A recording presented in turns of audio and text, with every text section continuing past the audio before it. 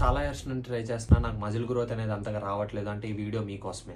నేను ఒక 4 fundamental principles నేను మీతో షేర్ చేస్తాను, which I use to follow.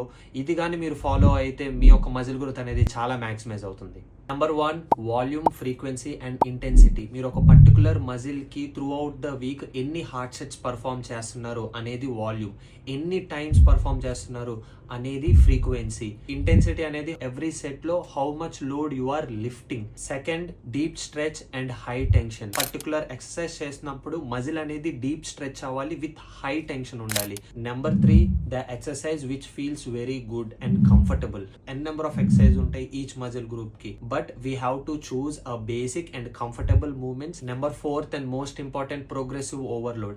Every session ki weight anedi increase cheyali compared to the previous session. So that's all I want to say. మీకు ఇంకా clear cut కావాలంటే కింద link ఇస్తాను, కామెంట్ కూడా చేయండి. Save now, come back stronger.